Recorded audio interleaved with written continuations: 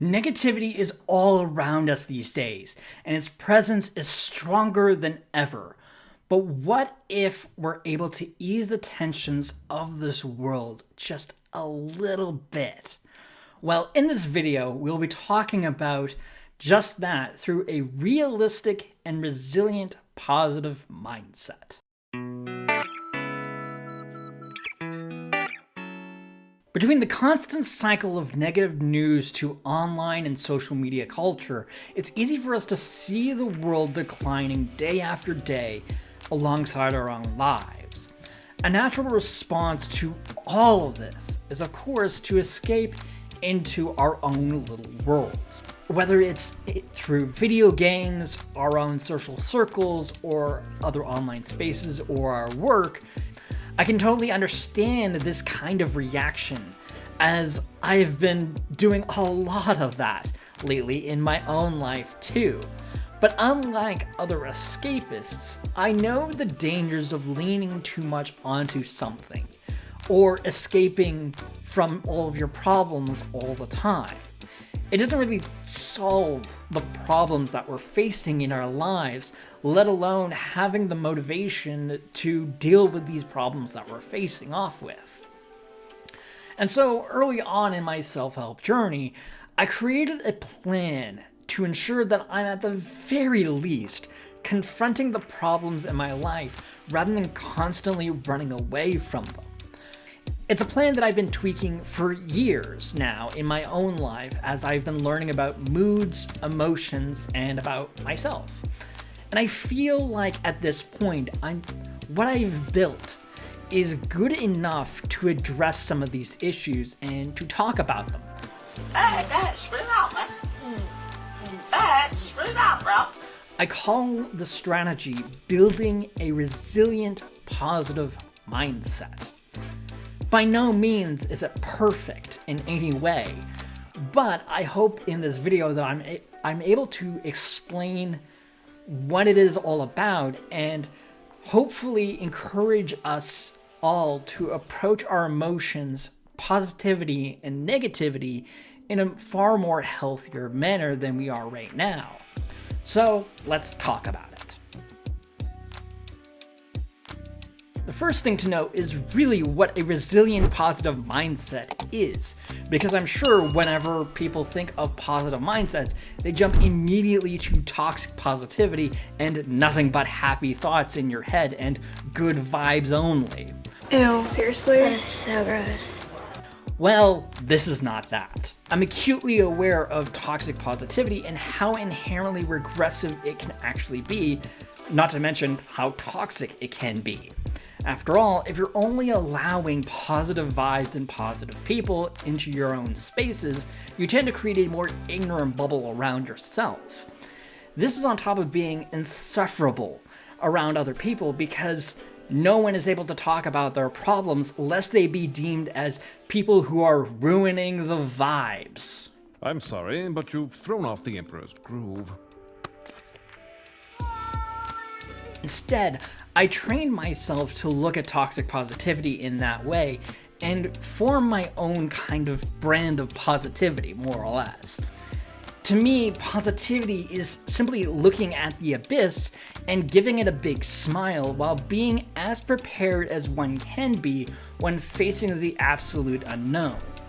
What helps with all of this is the principles that I have, which are as follows. Be as informed of who you are and what you value as possible. Focus on what you can control and reflect and pivot if you ever need to. So let's talk about each one of these.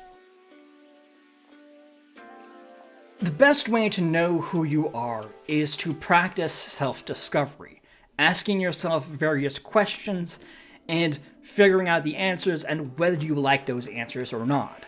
It's a simple thing to do, but I see time and time again a lot of people tend to avoid it and not even bother about it. And the reason I know this is a lot of people tend to get pulled into the self-help hype that a lot of self-help gurus tend to offer to other individuals. As a result, it leads to people just being tugged by their own emotions rather than figuring out whether the solutions that a guru is providing are actually helpful for their own needs and their own goals. The best way to know who you are is to practice a little bit of self-discovery. Simply asking yourself questions about who you are, what you value, and figuring out whether these answers are things that you actually appreciate and enjoy and that you actually value or not. It's a simple thing to do, but I see time and time again a lot of people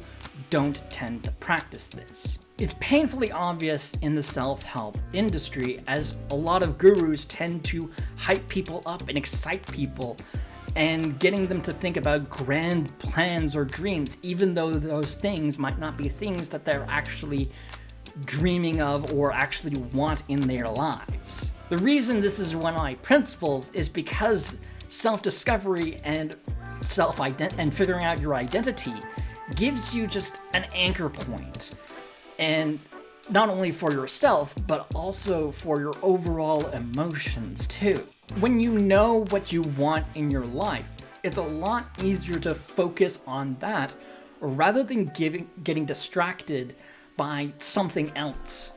You effectively build up a tolerance to all of the hype that gurus are throwing at you, or pressure from other people to behave in a certain way or go down a certain path in your own life. This further improves your own emotions because you're not being steered by other people and being manipulated into feeling certain things. You're able to just ask more questions and simply be curious about the world around you and what's going on right in front of you. You start to learn and expand your mind rather than just passively reacting to things that are just happening around you.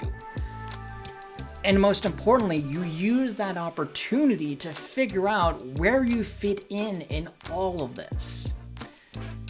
The thing with self-discovery and identity is that it's far more fluid than we think it is. For sure, we absolutely have consistent values and beliefs that we hold on to and form our overall identity. But everything around those kinds of things can change. And also the overall nature of those things can change. I've been in the self-help industry for a very long time, but I can tell you that my belief structure and how I view the self-help industry has changed dramatically from where I was at the very beginning of this to where I am right now. How all of this really just ties back into positivity is really just giving us a sense of preparedness.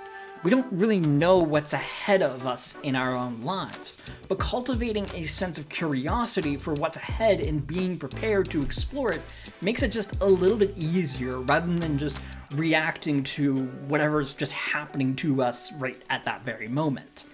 It changes our overall attitude and our approach to being less anxious and reactionary to things, and at the very least, having just a more open mind about what's gonna happen and what's entering into our own lives, and giving us the space necessary to pause and think about what that actually means for us.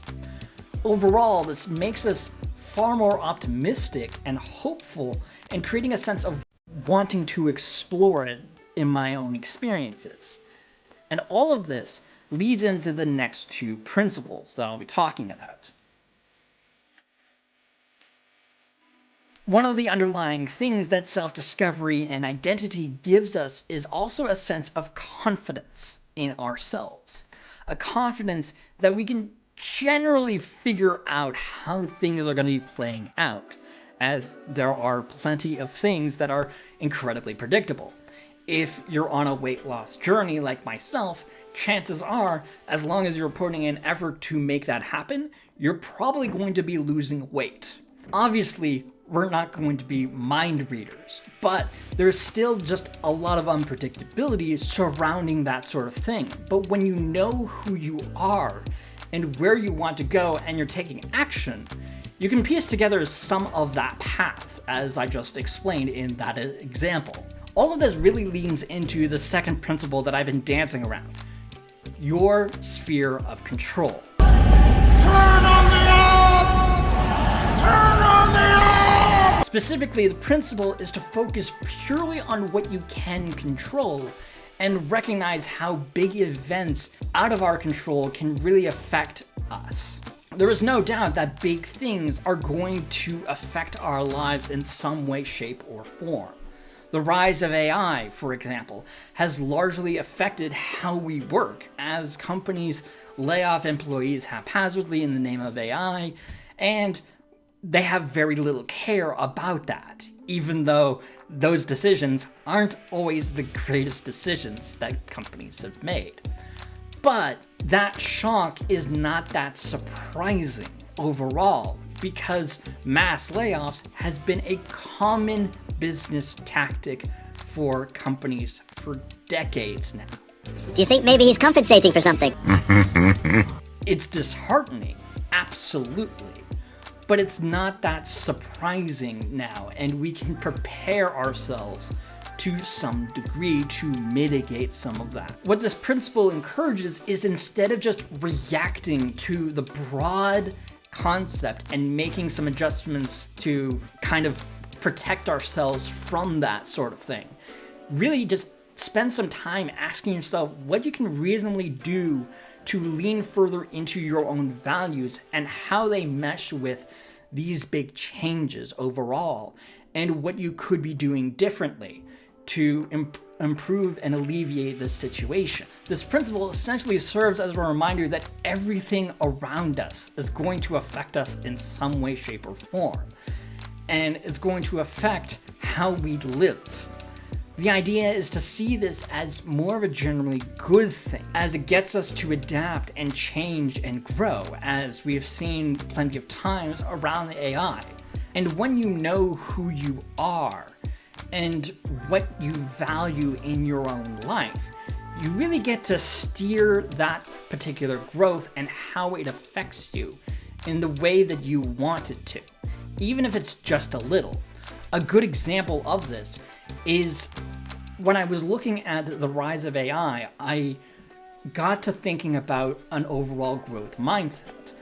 I actually made a video about this not too long ago that focuses on how we can be nurturing a growth mindset despite all of the AI stuff that is happening around us. The last principle is really what ties everything together, and how I'm able to not miss a beat when it comes to changing my overall behavior and my own thinking process.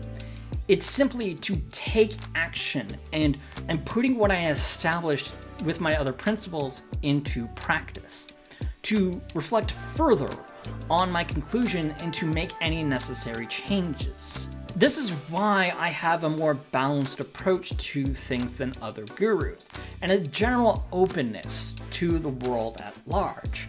I know full well that this strategy isn't going to be a complete game changer from the very beginning, but I also deliberately designed it to be like that, because I know constantly chasing positivity is unsustainable, and trying to make big promises and excite people in that way doesn't work. We have moods, and we all experience negative emotions and want to value things that are far more practical rather than just on hype. But we're better off learning to cope with all of the emotions that we're experiencing and to really figure out what we want in our own lives and try to avoid indulging ourselves in far too much hype and excitement and being pulled in by that sort of manipulation.